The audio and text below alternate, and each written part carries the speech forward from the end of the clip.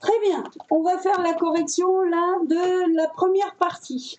Par contre, vous êtes derrière moi et donc je ne vais pas forcément vous regarder, je vous vois dans la caméra. Romane, première phrase. François Ier est sensible à ce nouveau mouvement artistique provenant d'Italie. Le verbe c'est est. Excellent. Alors moi je vais te demander tout de suite, verbe d'état ou pas? Oui. Ah bah donc ça va nous aider pour la suite. Sujet. François Ier. Qui est-ce qui? Et c'est François Ier. Excellent. Ensuite. Sensible à ce mouvement artistique provenant d'Italie. C'est je ne sais plus comment ça s'appelle. L'attribut. L'attribut du sujet. Alors, Rodrigo, tu as le verbe être, qui est un verbe d'état. Oui. François Ier est quoi? Tu as raison, on répond à la question quoi, comme un COD, mais on est en présence d'un attribut du sujet. Il est quoi? Il est sensible à ce nouveau mouvement artistique provenant d'Italie. Très bien. Clara, fais-nous la deuxième phrase. Il achète mon poste-toile qui orne encore nos musées nationaux. Verbe. C'est achète. Alors, on en a deux. On a achète et on a orne. Donc, pour l'instant, je vais m'encadrer les deux. Mais on va voir qu'il y en a un qui est plus important que l'autre. Sujet. Il. Et mon poste-toile. Alors, oui, ou alors le qui. Souvent, en grammaire, on dit que c'est le qui est le sujet de orne. Mais je ne vais pas aller plus loin pour orne. Alors maintenant, il achète. Tu as un groupe de mots, il achète. Quoi? Réponse. Mon poste-toile qui orne encore nos musées nationaux. D'accord, ce qui veut dire que tout le reste de la phrase, c'est le même groupe, ça répond à la question quoi. Première chose, tu vas tout de suite regarder si c'est devant un verbe d'état ou pas. Non. Acheter ne fait pas partie des verbes d'état. Et donc, qu'est-ce que ça va être? Nombreuses toiles qui ornent encore nos musées nationaux. Un COD, tout simple. Donc, ça va être en noir. Je souligne en noir. Nombreuses toiles. Ah, le stylo qui a décidé de faire trêve. Voilà. COD. Excellent. On continue, Capucine. Il rémunère généreusement les artistes qui s'empressent d'être sous sa protection. Oui, alors ça, c'est le verbe principal. On le verra plus tard quand on étudiera la phrase complexe. Mais je crois qu'il y a un autre verbe. Non, il n'est pas conjugué, celui-là. Je te parle de verbe conjugué.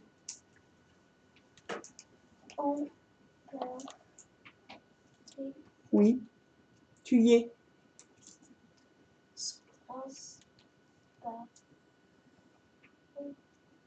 S'empresse. Le verbe s'empresser, ça veut dire se dépêcher. Ça, c'est aussi un verbe. Alors, quel est le sujet de rémunère? Excellent. Quel est le sujet de s'empresse? Qui est-ce qui s'empresse d'être sous sa protection? Exact. Alors attention, c'est pareil, on est dans une proposition subordonnée relative. Le sujet, vous allez voir ça au collège, c'est qui? C'est le pronom relatif qui est sujet. C'est un peu compliqué pour vous, donc je ne mets rien. Alors, il rémunère. Maintenant, est-ce que tu as trouvé d'autres groupes de mots pour rémunère? Il rémunère qui? Réponse. Les artistes qui s'empressent d'être sous sa protection. Alors, à ton avis, qui quoi? Attention, ça peut être soit un attribut du sujet, soit un COD. Qu'est-ce que tu en penses? Rémunère, il fait partie de la liste des verbes d'état? Non, c'est donc un COD. Voilà comment ça marche. Ça répond à la question quoi? C'est après ce qu'on appelle un verbe d'action. C'est un COD. Par contre, moi, j'ai un problème avec généreusement. C'est quoi comme groupe de mots? C'est quoi la fonction, Capucine, de généreusement? Il rémunère. Comment? Comment? Alors, c'est quoi comment? Et est-ce que ça se déplace? Généreusement, il rémunère les artistes qui s'empressent d'être sous sa protection. Alors attention, ça se déplace. Est-ce que ça se supprime? Il rémunère les artistes qui s'empressent d'être sous sa protection. Et ça se supprime. C'est comment on appelle les groupes qu'on peut déplacer et supprimer?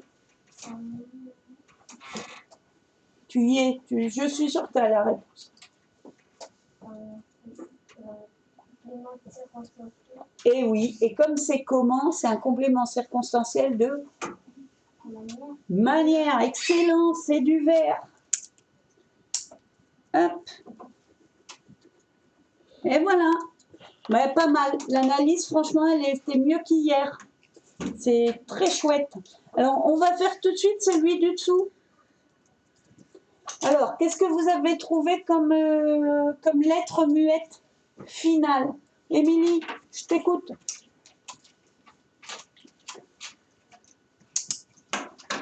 Alors, première phrase, Émilie.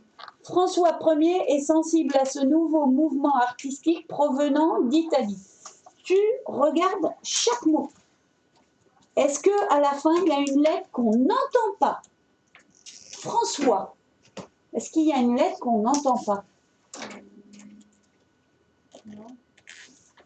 Alors, le mot, il finit par le son « wa ». Et moi, je vois quoi comme lettre? Bah, tu l'as entendu, toi, le S? Non.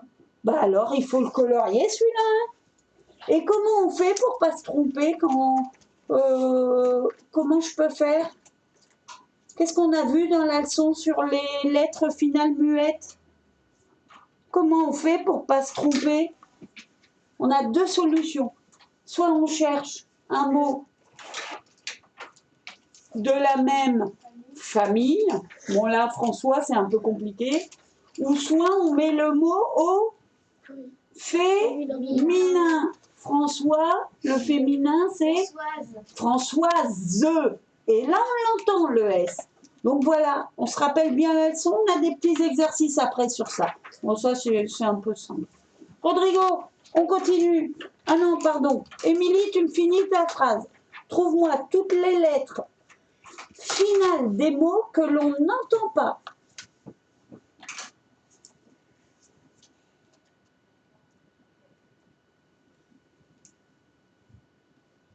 Pour moi, j'en vois 3. Italie, on n'entend pas le E. Exact. Italie, on n'entend pas le E. Alors, les E, il y a... Si italienne, tu sens qu'il y a un E, tu mets un mot de la même famille. Mais c'est compliqué, les E, hein, aussi. Artistique, on n'entend pas le E. Si, artistique. Oh, quoi qu'on ne dit pas artistique que...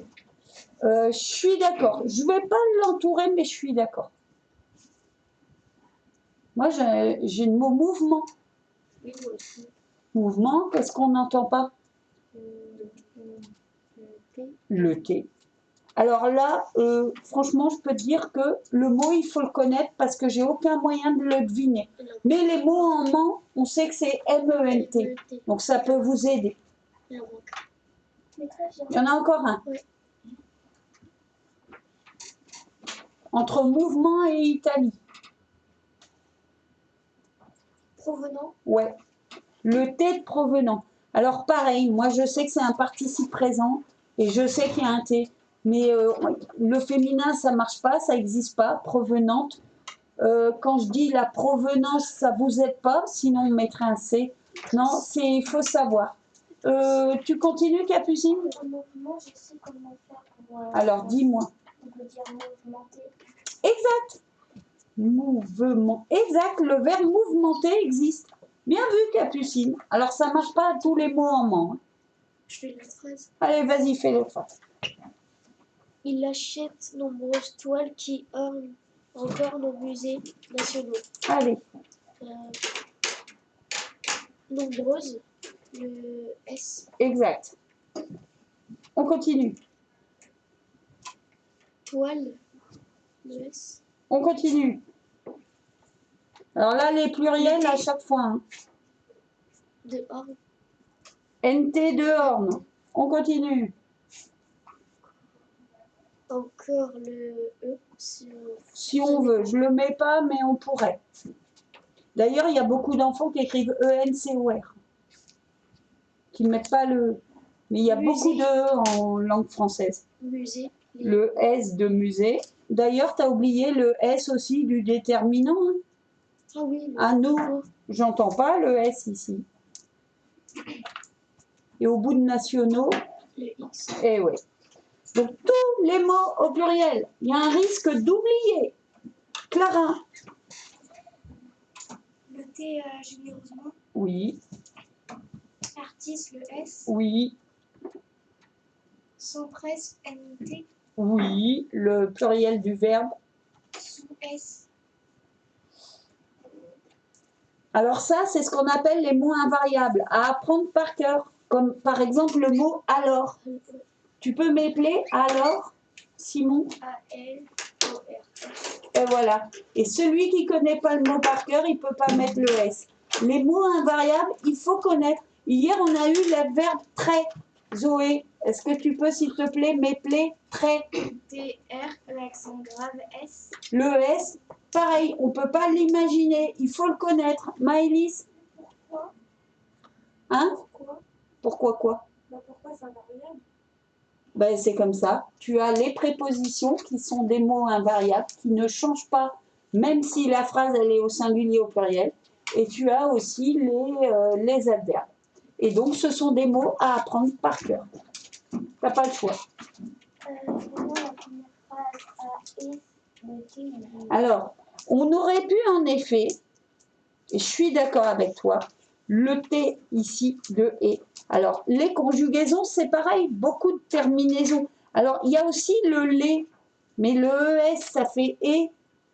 Donc, on ne va pas non plus tout entourer. Donc, on répète, ne pas oublier les pluriels des noms, des adjectifs, ne pas oublier surtout les pluriels des verbes. C'est quoi le pluriel d'un verbe, Émilie?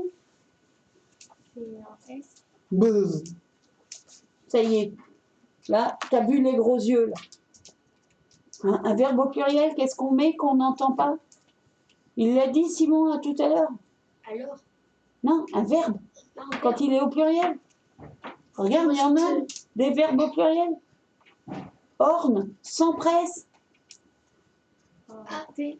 NT. Le N et le T ne s'entendent pas.